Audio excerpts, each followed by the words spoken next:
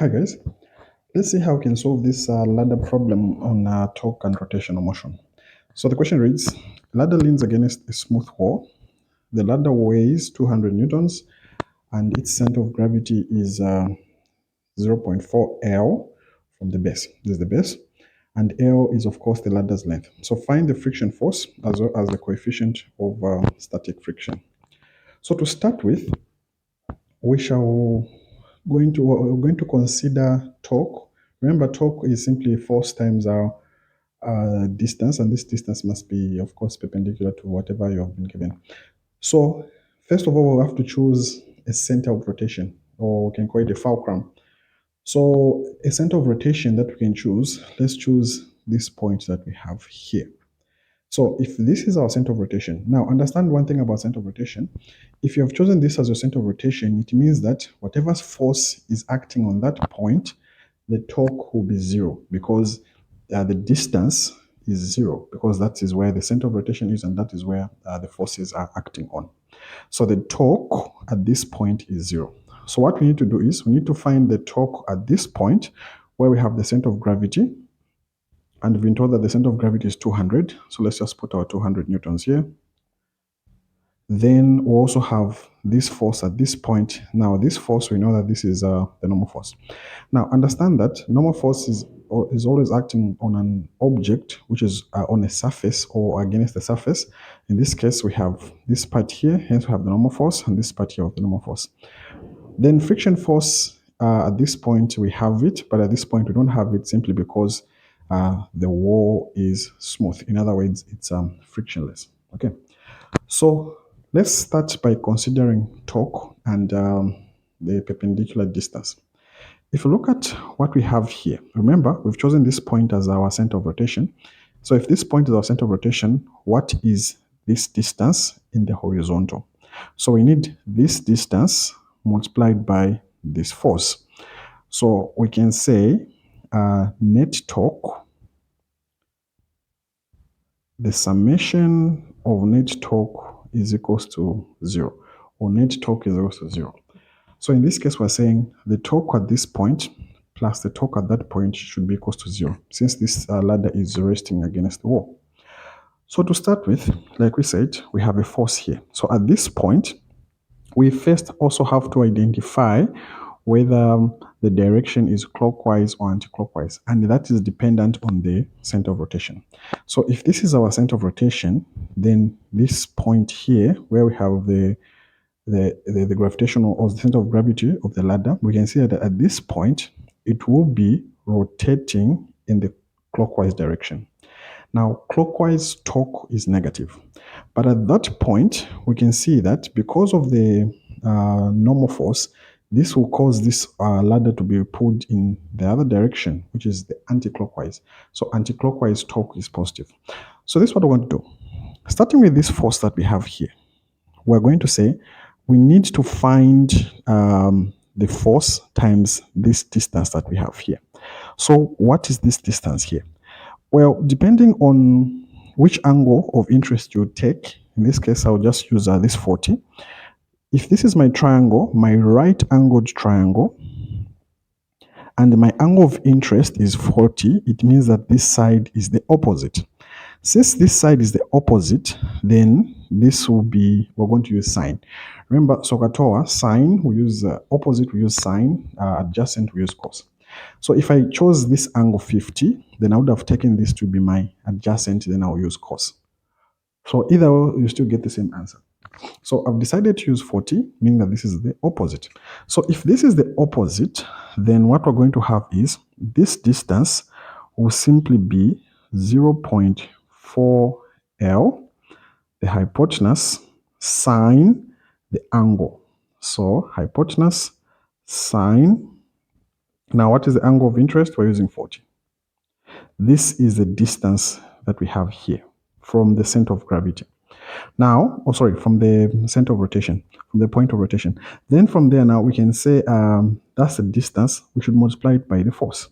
The force in this case is 200 newtons.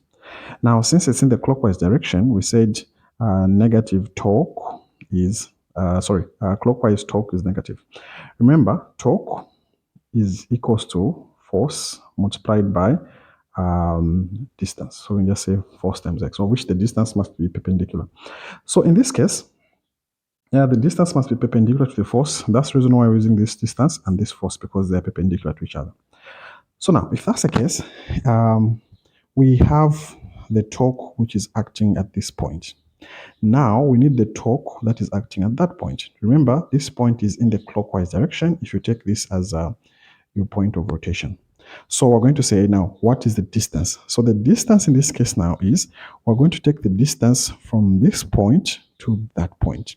Remember, it is at this point where we have the center of rotation, or the point of rotation. So what is the distance from this point to this point? To start with, let's consider this to be a big right angled triangle. Then we're going to say this whole thing is L, because we've been told in the question to say L is the ladder's length. So this whole thing is L, meaning that the hypotenuse is L. So if the hypotenuse is L, then the angle I will use in this case, I will decide to use 50, meaning that whatever you have here is opposite to this 50.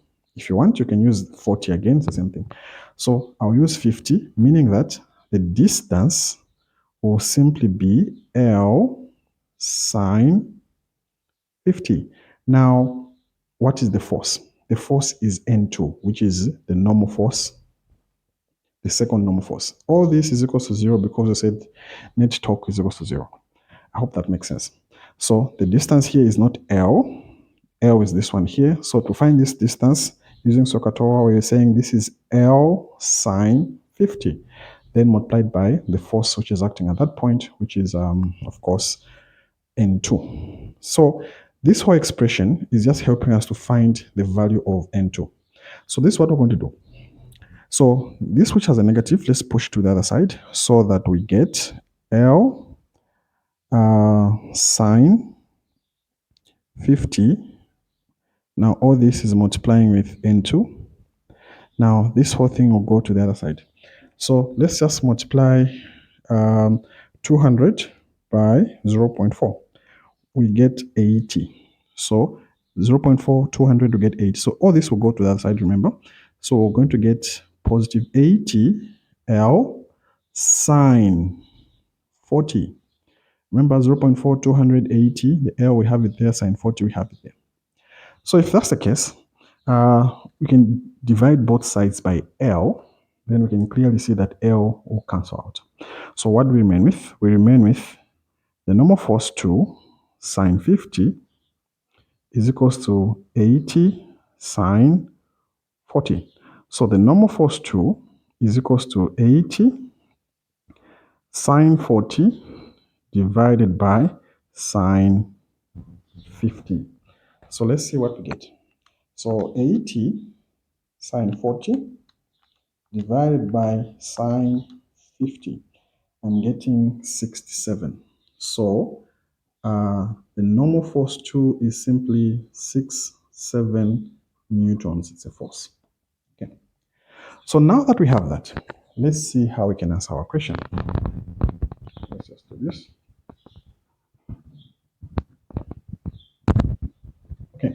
So remember, we're looking for the friction force as well as the coefficient of static friction. So if that's the case, we can go ahead and say, using Newton's second law of motion, it states that force is a product of mass times acceleration, like that.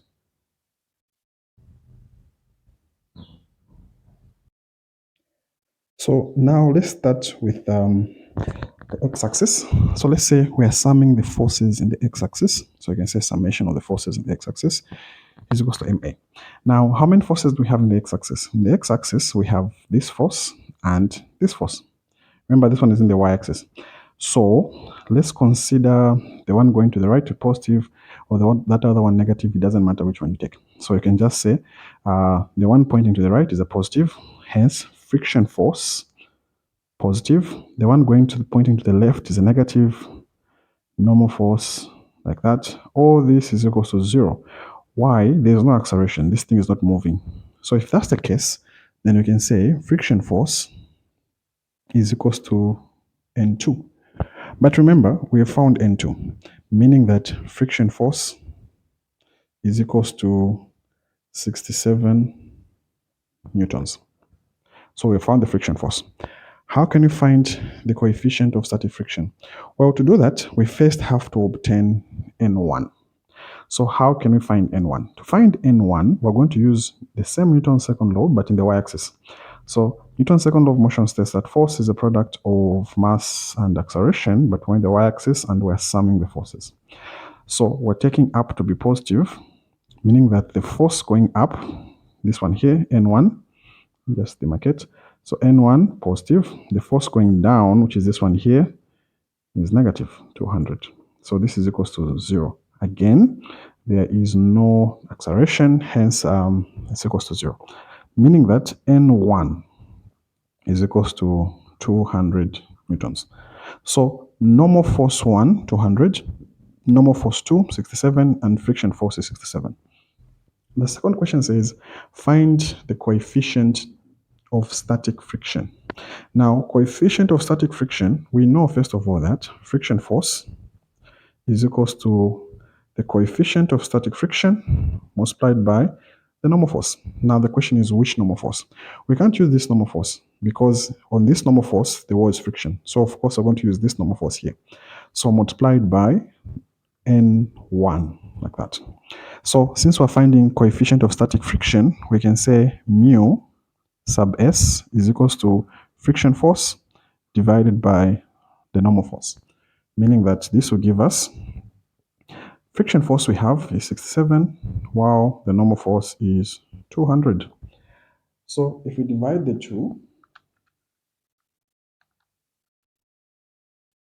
we're going to get a coefficient of static friction which has the value 0.34.